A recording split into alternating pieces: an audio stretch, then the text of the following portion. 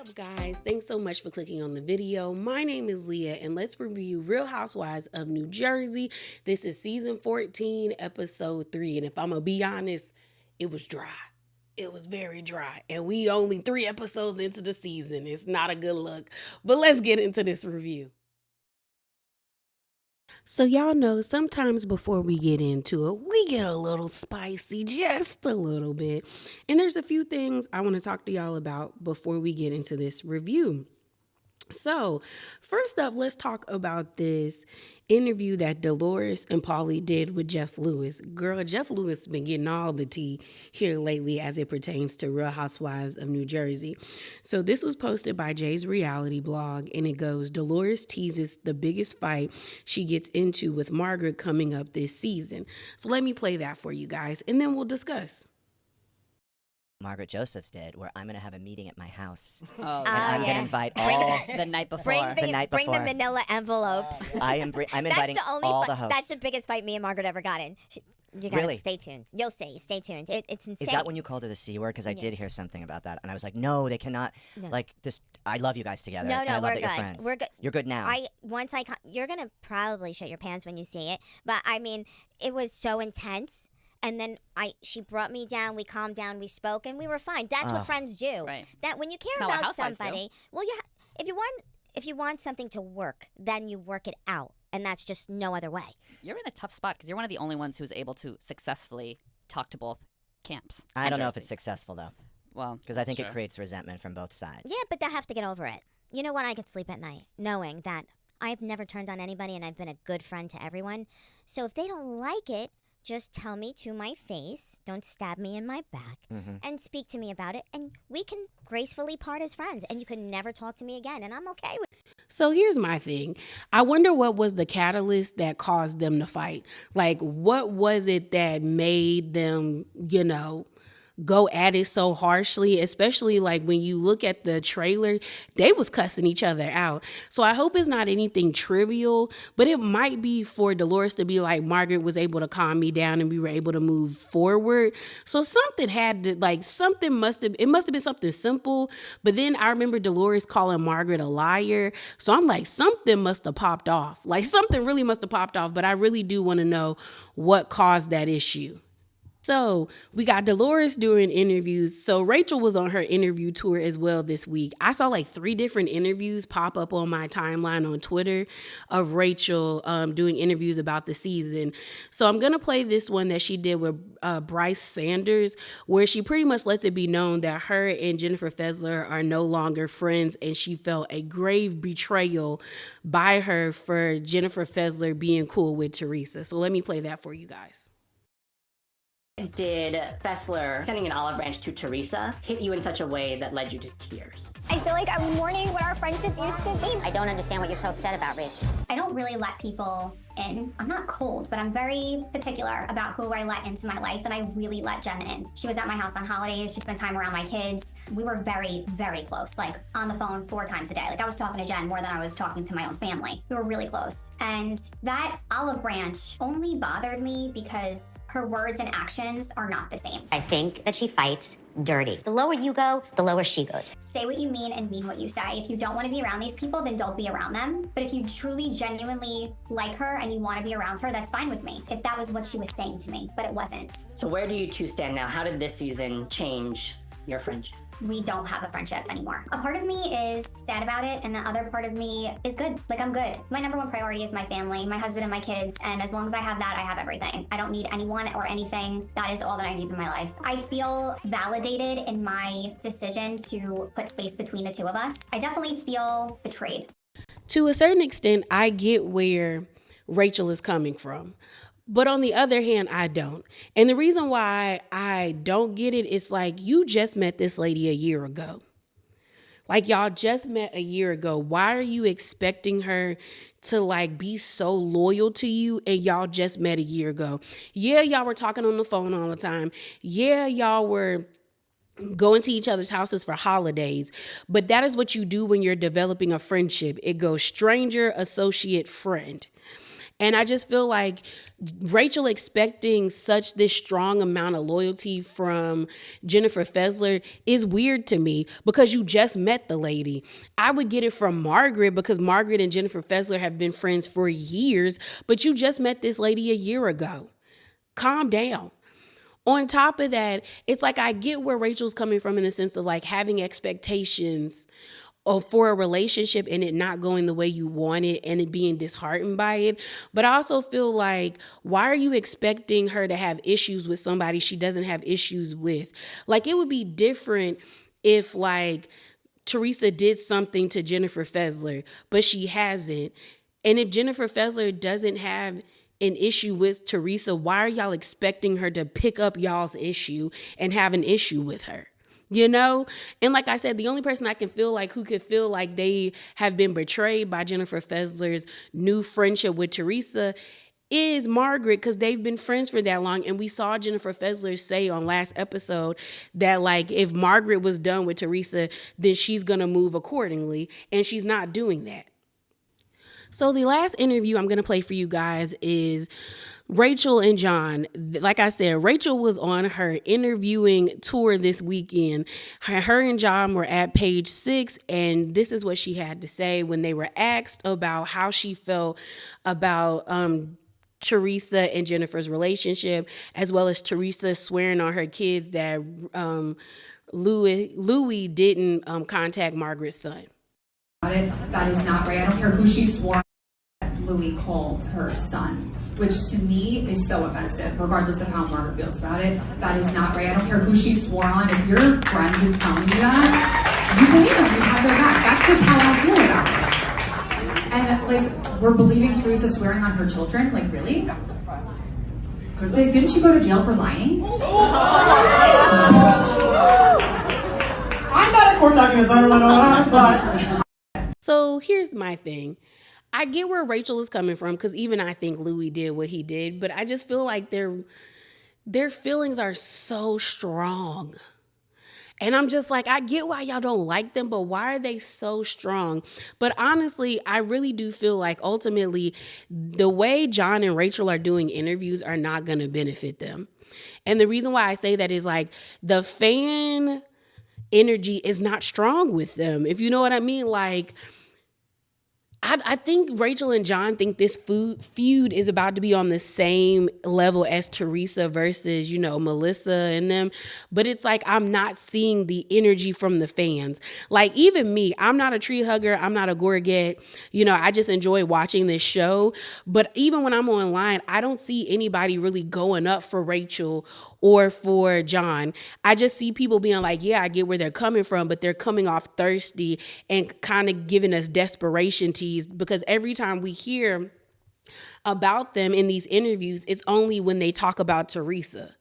And I feel like if they do a reboot, the only 4 people I can see coming back is Teresa, Dolores, Melissa, and Margaret. Those are the only 4 I can see coming back. Everybody else, even though I like Jennifer Aiden, I can see them getting rid of Jackie, rid of Jen Fessler, rid of Rachel, and rid of Danielle, and then bringing in 4 new girls. But that's just me. So let's move on to this review. Like I said in the intro, this episode was dry. And I say that and watch this video be 40 minutes long. But it was dry, and I thought maybe I was like tired when I watched it on Sunday, but then I watched it again today in order to prepare for this video. But I had it on 1.5 speed, and then by the time we got to Joe's party, it was on 1.75. Like, I was like, get to the point. But let's talk about Teresa and get her out the way. So Teresa and Louis leave the shore so they can get Gabriella ready for school, and they're helping her pack. We see all the boxes down in the basement, and we see Gia is in tears. Adriana, I think that's the youngest, is just kind of like looking and taking everything in.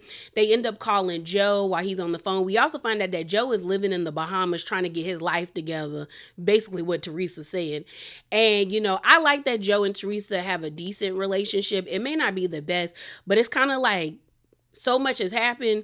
Like, you went to jail, he went to jail, he got deported. Ain't no point of holding a grudge at this point. Excuse me. So then Teresa starts crying because I think it's starting to set in for real that her child is leaving. So we find out that Gabriella wants to do economics as her major and possibly work in finance. So they're talking about, Joe, I think Jill was like, Gabriella can help you with your money, Dad. I said it's probably because it's tied up with the government. He ain't getting that money back. Because we find out, because production asks, like, is Joe helping pay for school? And Teresa was like, no, I'm paying for all of it. And then we find out that Louis is helping pay for some. Now, mind you, I would vet that money to make sure that it's not stolen. But I can give Louis props that he's like, you know what? I'm going to help my stepchildren. But it's just crazy to see, like, how far Teresa has come. Like I've told y'all, Teresa irritates me. I find her to be annoying. I don't like how ignorant she can be. She's just, she do a lot and she delusional.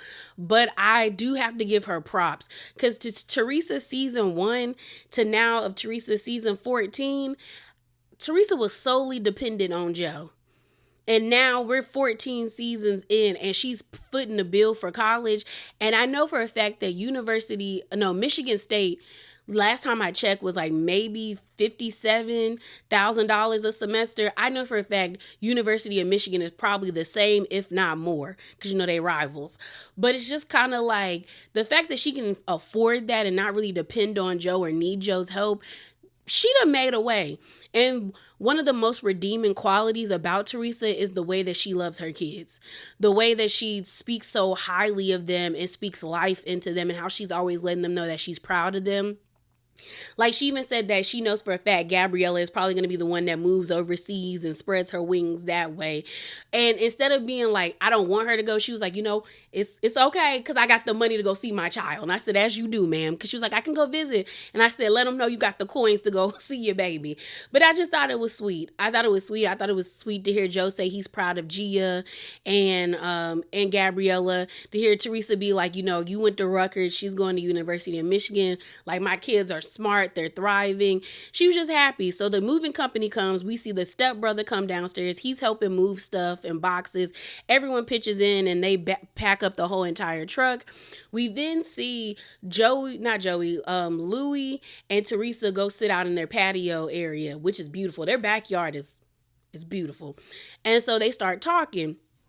And she was like, how do you feel about what happened at the party? Like, were you feeling comfortable or something? And Louis was like, yo, I'm fine. I ain't need to talk to John. I'm good over here. Because Teresa was like, did John come and talk to you? And he was like, no. And I'm cool with him not coming to talk to me. So then she talks about how she spoke to Jennifer Fessler. And she's just kind of like, I spoke to her and she pretty much said that John is saying that I called him a drug dealer, like present day, but that's not what I meant. And that is not what she meant. When you hear the flashback, she said, your husband was the biggest drug dealer in Bergen County. It was his past tense. And I just feel like they can't be that mad about that. You got convicted of selling drugs or with the intent to sell drugs. Like, you went to jail for it. You paid your time. Like, some people aren't going to forget that just because you're doing good now. People will still throw that in your face and you're on reality TV. And it wasn't that big of a dig for her to be that angry. Or John to be that angry. It wasn't that big. Like, you did drugs. You good now. Unless you still moving that weight. I don't understand the hostility or the frustrations. Like, I get the other stuff of you feeling like you didn't like that man digging in your past. And supposedly they think that Rachel and John think that Teresa was a part of the baby mama coming out talking to the son, but the baby mama basically said, I did that on my own accord. And she said she mainly came out because of the way that they were trying to frame the story about their her son and how, Rachel been there since day one. So I feel like your issue should be with her, not really Teresa. I do understand them feeling icky about Louis looking into them and then feeling like he crossed the boundary in a line. But I feel like John and Rachel are holding on to something that they don't need to anymore. But that's just me. So, they're talking. Louis basically said, John ugly, and I don't got nothing to say to him. And I said, I don't like Louis, but he had me too. He said, that's an ugly mother effer, and I giggled. I said, dang. Because John do be looking weird looking sometimes. Depending on angles. Him and his wife, their angles are not the best. So then they have dinner. We end up meeting Teresa's friend Jacqueline, who Teresa's been friends with for almost like 30 plus years. They met like in the 90s, and I think they both were working at Macy's. I thought that was cool. She also was a lady that introduced her to Dina. So they're having dinner at this really nice restaurant because this is one of the restaurants that she manages. And so they had just a really nice like family dinner, like a nice like farewell tribute to her. Like everyone was just singing Gabriella's praises, and she was like, "This isn't farewell, I'll be back." It was really sweet. Teresa was crying in that confessional, and then she talked about how Gabriella and Melania used to fight all the time, but now they're like, thick as thieves. And I was like, it normally happens that way. Me and my sister are 14 months apart, and I think she said Gabriella and Melania are 16 months apart. We could not stand each other growing up. Now that's my ride or die. Okay, we that's how we get down. But I just thought it was very sweet. It was very sweet, and I do hope that Gabriella had a good time her first year, and like she lived it up. Freshman year is one of the best years, okay? It's one of the best. Actually opens where everyone that is staying with John and Rachel at their house having breakfast. So they're all out on the patio eating breakfast, and they're talking about how great of a job Danielle did, and they're giving her, her praise and like bigging her up.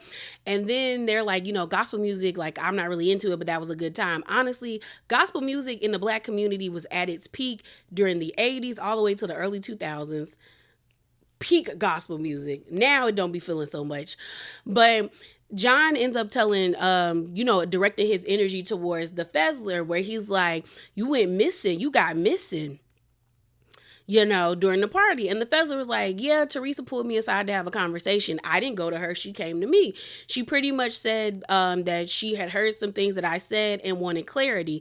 And I said, I didn't say anything about, you guys not executing the plan. I basically told her that I was like, y'all had these huge manila envelopes, but you didn't use them. So what was the point of them?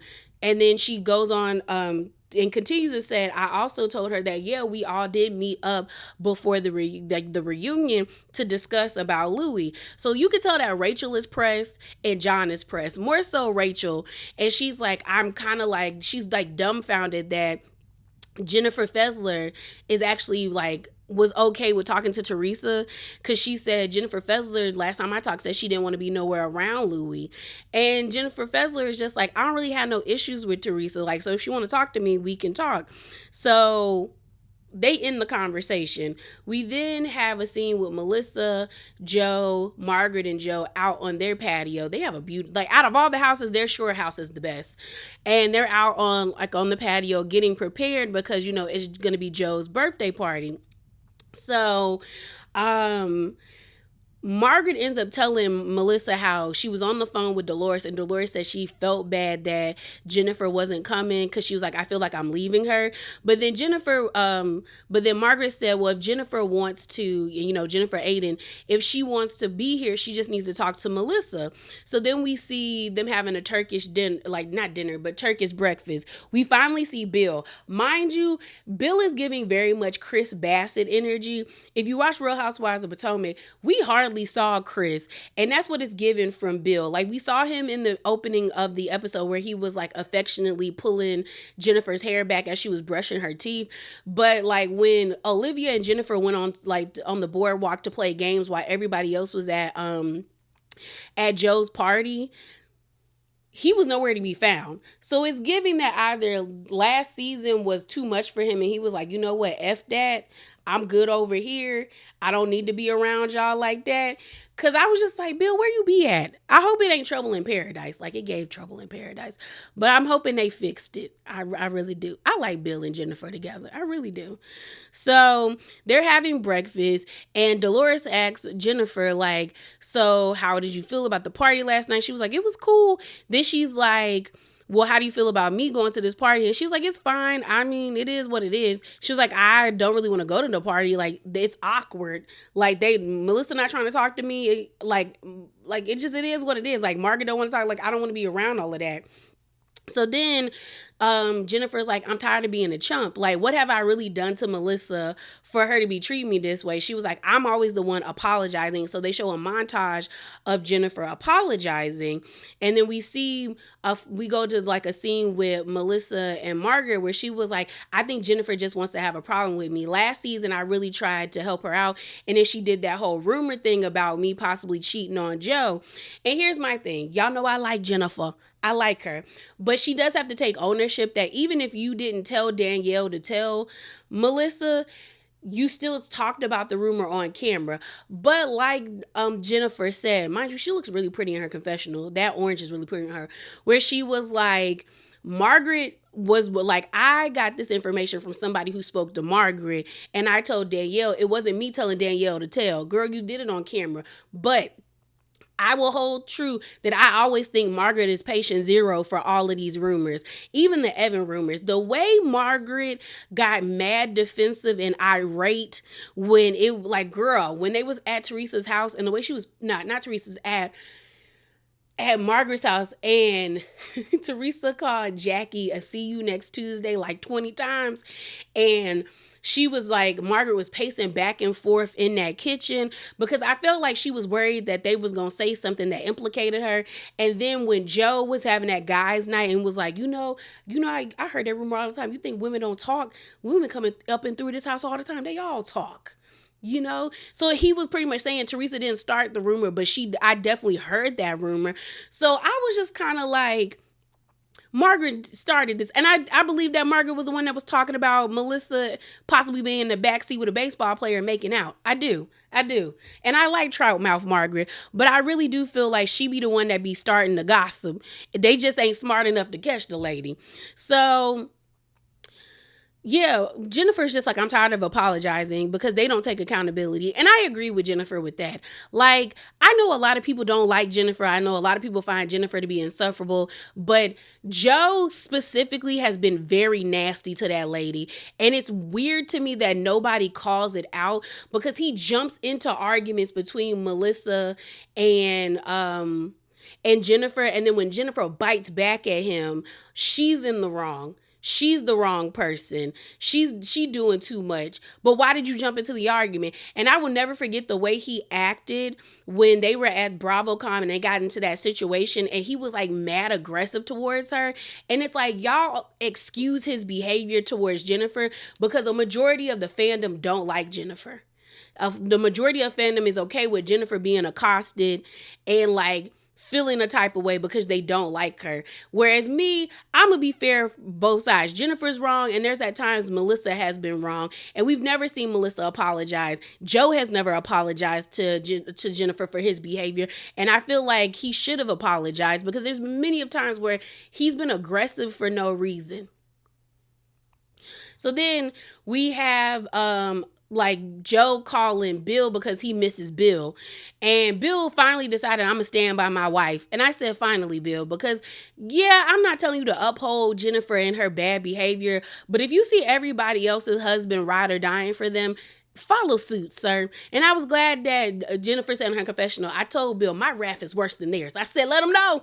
Let him know. It does kind of feel like Jennifer is not back to the old Jennifer before the whole rumor came out about her, like, Bill cheating on her.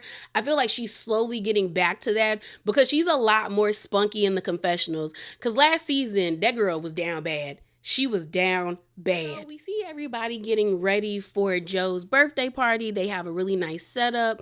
Melissa said it's going to be Italian theme. And, they got the Italian colors everywhere.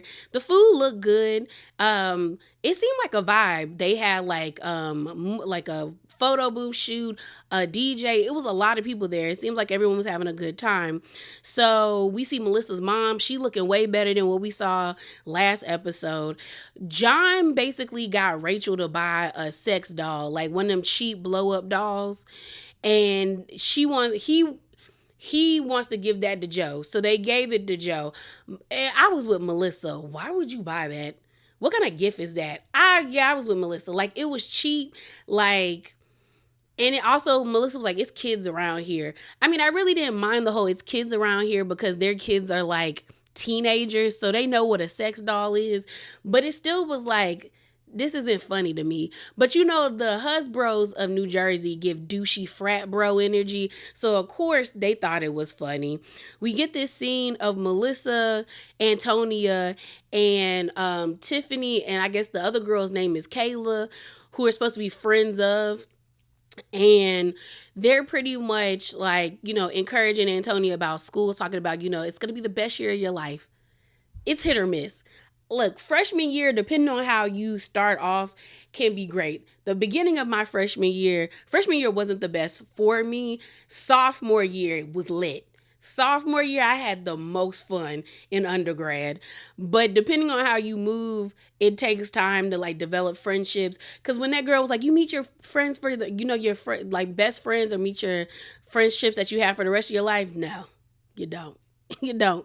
I mean, I still have friends from college that I consider like true friends, but like I do not talk to majority of the people I went to college with, and my school wasn't as like that big. I mean, well, now it is, you know.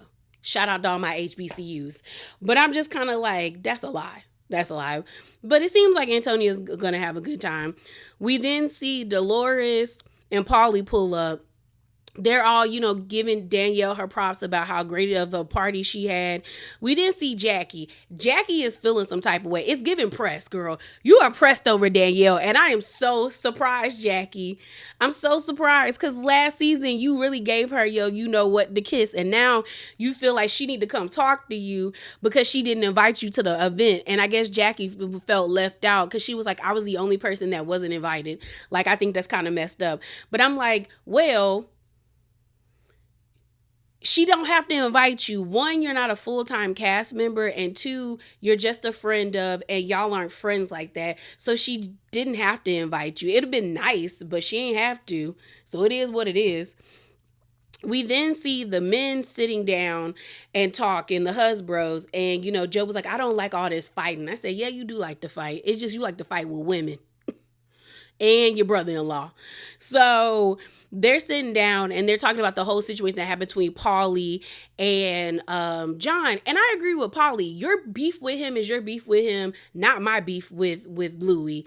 Like, and then John's like, I'm getting attacked on all sides. How?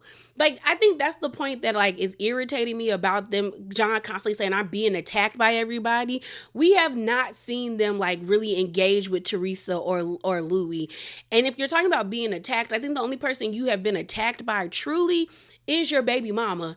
And she felt some type of way because she basically said y'all was trying to paint this false picture of like her relationship with her son. Now, I don't know how true that is, but I'm like, that's not Teresa and Louis' fault. I would understand if y'all were mad about the whole PI thing because that was gross. Like, you don't want people digging into your like past like that. You people feel violated.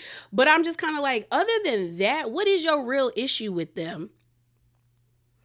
So then Frank breaks it up and you're like, is it true you do double-sided dildos? And they laughed it off and had a good time. So then we see Margaret and Rachel have a conversation where Margaret is relaying how Jennifer basically said she didn't want to come to the house, like to the party, because she felt uncomfortable, or like, you know, she didn't want to be around all of this. And Rachel actually made sense. She was like, I wouldn't come. That's like Teresa inviting me. And then Margaret was like, no, it's not that deep. It's not that deep. And I'm like, well, Margaret, do you want to be cool with Jennifer Aiden? Because it's giving you want to be cool with her, kind of. So, but then Rachel is kind of like, I get, she was like, it's like coming into the lion's den. Like, I wouldn't feel comfortable being around all these people that like I'm not cool with. And then she was like, speaking of that, they was like, we need to talk to Jennifer Fessler about her talking to Teresa. Margaret is making faces talking about they were kikiing and caw-cawing. I said, Margaret Joseph, Margarita Pink Tails Trout Mouth Joseph. Why are you giving pressed? Like, I'm actually surprised that Margaret is this irritated and this bothered by Jennifer Fessler talking to Teresa. Like, legit, I am. Because normally I feel like Margaret is very, like stoic and very, like, you know, like still. Like, she doesn't, like, I don't know. I'm just, like, really surprised that she is bothered by them communicating with each other. Because I'm like, it's not that big of a deal. It really isn't. So We then get this awkward scene, bro. This very awkward scene of Frank basically telling Dolores and Polly that he wants to propose to his girlfriend Brittany when they go on vacation. At first, when he was like talking, he said, well, no, I told the kids, and they were like, well, does mom know? You need to tell mom. I thought he was gonna say he had cancer. Like, I thought that man was about to say, I'm sick.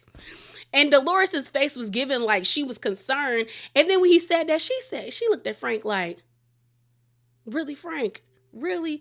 But then Dolores says she thinks Frank is finally ready to like get married. And she's like, Frank is not, like, he makes no like excuses for his life. Like, Frank has like, I think she said Frank has lived like 10 lives with the drinking and the girls and the boats and the stuff. And now he seems to really be ready to like settle down with somebody. And Dolores is like, I'm happy for Frank because I think Frank deserves to be with someone who's going to care about him.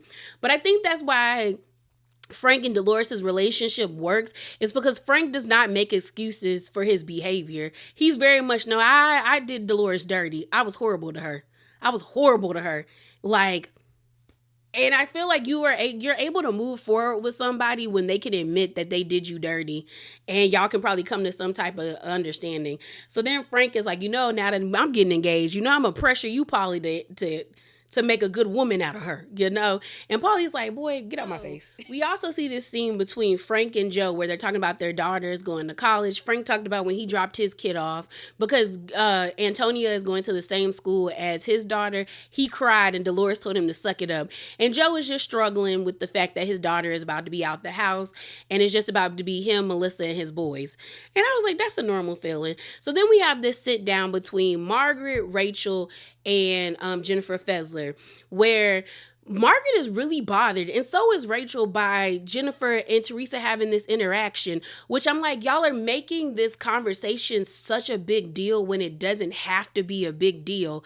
Like, yeah, you can be irritated, but it's like the level of energy that they're giving this sit down is very dramatic, and it's irritating because I'm like, she just had a conversation with the lady. It ain't like they braiding each other's hair and like talking about they going on friendship dates. Like, they had a conversation. So, Jennifer Fessler is like, what's up? Like, what's good? And she was like, Margaret's like, so you and Teresa were cackling and kikiing and caca and making all these faces. And Jennifer Fessler's like, girl, it was not that deep. She asked me about, the people going against Louis, y'all meeting up, and she ends up saying the same story over. Rachel is like, you don't owe that lady nothing. And Jennifer Fessler's like, I understand. We then see Jackie come sit down, and Margaret was like, Louis did it to himself, which I do agree. Like, you made a bad, like, you started this. So, like, they can be upset. So Jackie sits down, and Jackie's like, what's the issue? Like, what's the issue? Like, they just had a conversation, like, why do people have to take on y'all's beef?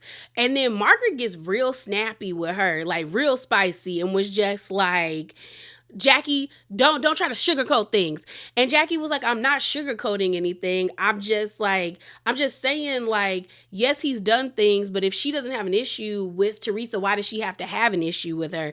So then Margaret says, Jennifer Fessler, you talked about Louis incessantly, and you never really have anything nice to say about him. So then Jennifer Fessler is like, I've never talked about Louis incessantly. Like, what are you talking about? And then Margaret had to clean it up because she was like, well, you don't have anything nice to say. And she was trying to get Rachel to like back her up.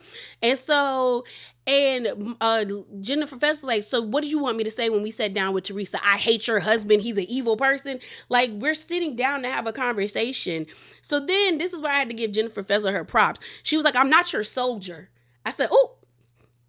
And I think that kind of shocked Margaret, because Margaret was like, what? I'm not asking you to be my soldier. And she was like, I'm not your soldier. Just because I don't handle situations the way you want me to handle them does not mean that I'm like going against you.